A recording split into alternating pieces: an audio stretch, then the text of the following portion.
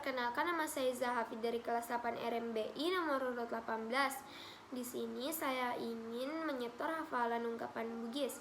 Yang pertama, AKAJ, terjemahannya angkat kaki, maknanya jejak. Yang kedua, Uka timun makesi, terjemahannya angkat bicaranya bagus, maknanya tutur katanya menarik. Yang ketiga, asunna mokoi, terjemahannya anjingnya yang menggigitnya, maknanya isi rumah atau orang kepercayaannya yang menghancurkannya atau mengkhianatinya.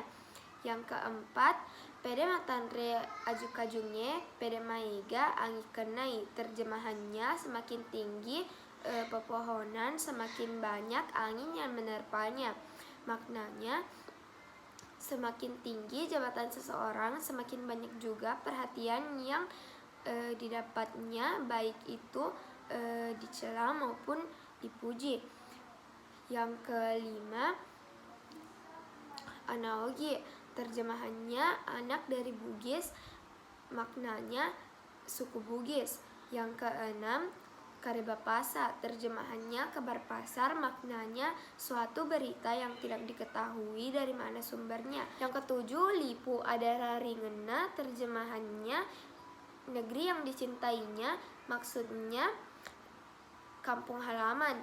Yang kedelapan, maega gaubawana, terjemahannya sering bertindak sewenang-wenang, maksudnya kadang-kadang tindakannya tidak memperhatikan keadaan yang baik. Yang kesembilan, makunrai paburuk orowane, terjemahannya wanita penghancur laki-laki, maksudnya wanita yang sering mengelabui suaminya. Yang kesembilan, mabula si pepat, terjemahannya bagaikan sebatang bambu, maksudnya bersatu dalam suatu gerak langkah untuk mencapai suatu tujuan. Yang ke-11, material latedong, terjemahannya mati diinjak kerbau, maksudnya seseorang yang mati karena kesalahan sendiri. Yang ke-12, malilu si pakaingeng, terjemahannya yang hilaf diperingati, maksudnya saling memperingati antara sesama manusia dalam segala kekeliruan dan saling tolong menolong dalam menanggulangi segala kesulitan.